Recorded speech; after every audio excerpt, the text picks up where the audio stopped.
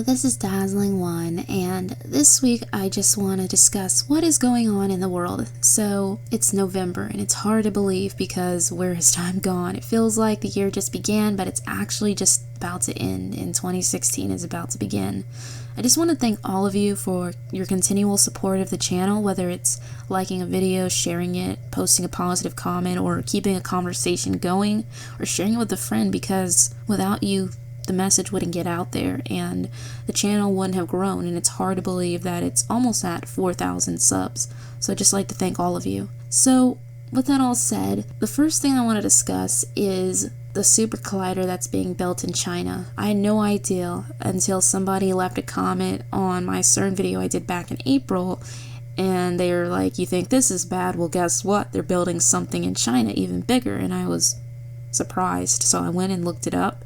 It's just amazing how people were worried about the LHC, which is credited with finding the Higgs boson, and now we have something of even greater scale about to be fully constructed. So I remember when everybody was going crazy over CERN and people were equating it to the Y2K hysteria, and I remember when I did this video, people were constantly who were trolling me, telling me, "Oh, you're one of those doomsday people. You have never taken a physics class in your life." And I'm like, yep, I've never taken a physics class in my life.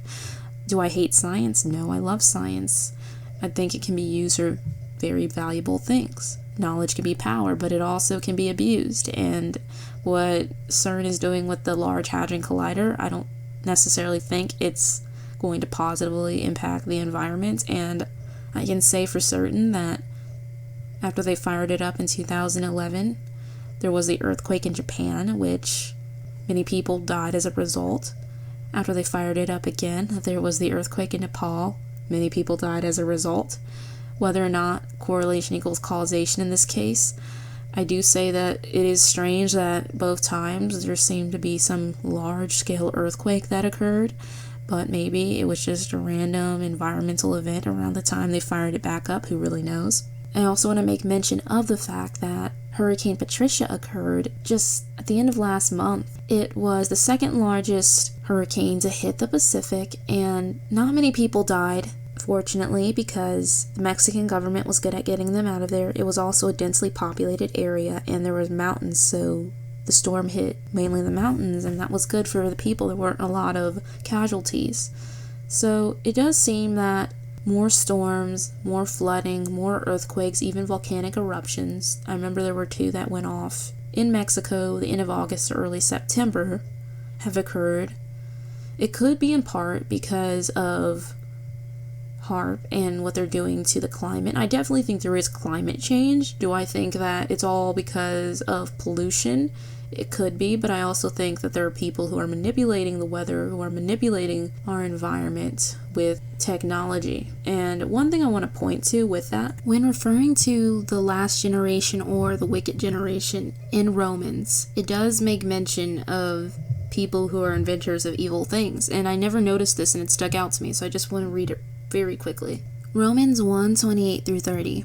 "And even as they did not like to retain God in their knowledge, God gave them over to a reprobate mind, to those things which are not convenient, being filled with all unrighteousness, fornication, wickedness, covetousness, maliciousness, full of envy, murder, debate, deceit, malignity, whisperers, backbiters, haters of God, despiteful, proud, boasters, inventors of evil things, disobedient to parents." So right there, I just wanted to point to the fact that it does mention inventors of evil things. Now, that could mean a myriad of things, but I find it interesting that in 2015 we're talking about evil inventions because, well, technology has advanced, knowledge has increased, as it said in the book of Daniel, so it's no surprise that there would be technology in the future created that could have a negative impact on our environment and people's lives.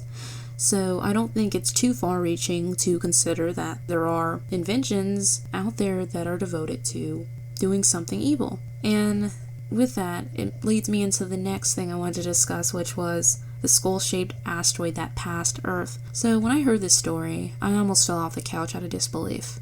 what are the odds that there's going to be an asteroid the shape of a human skull, first off, as well as the fact that it's going to be on Halloween? Now, I thought this was fake, or if it wasn't fake, then it was a sign. And people who think this is just a random coincidence, I just don't get people like that. I'm to that point, because how many times can something be a coincidence? How many times can something be random? How many times do you say correlation doesn't equal causation before you realize there are some things that are a little bit off about a situation? There are people I know who think everything's the same. If you bring up anything abnormal to them, they throw a fit about it. And I realize at this point, either you believe or you don't. And if you don't believe, none of this will make sense. Everything to you will be overanalyzed. Sometimes things can be overanalyzed. Sometimes things aren't related. Sometimes people are a bit paranoid in their assumptions, but sometimes things actually do have a link. Of course, with that also, I want to talk about the Russian plane that crashed in the Sinai Peninsula of Egypt. I honestly think it was a blood sacrifice on Halloween. Not a single survivor, 224 people dead. Of course, some people will say that it's just the plane unfortunately crashed and it had some kind of malfunction. Either way, it's a little bizarre that it happened on Halloween of all days. Also on Friday, Obama announced that he was going to be sending special forces into Syria, which many people don't see as a huge thing because they're not going to engage in combat, but still, it's one step closer to a potential World War III, so that's a little bit eerie as well.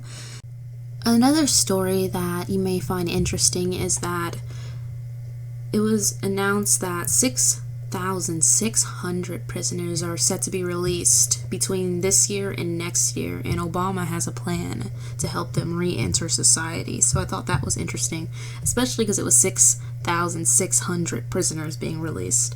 We have a new Speaker of the House, Paul Ryan, which many people in the Republican Party are rejoicing, but in all honesty, since Paul Ryan isn't going to compromise with Obama because they got to keep this narrative going, Republican versus Democrat, you know how I feel about politics, most likely we could see another government shutdown, except this time, unfortunately, it won't be as great as the last time because it really will hurt people financially, and if it does, we could see another recession, and I don't want to see another recession, and so that doesn't really look too good either. But either way, whatever comes out of the future, just remember to pray, remember to keep your eyes on God, don't worry yourself, don't make yourself sick, just live life and know what's important, keep yourself informed, and that's really all I have to say for this week. News has just been kind of random, and I hope that you all have a wonderful week. Take care, and Yahweh bless you.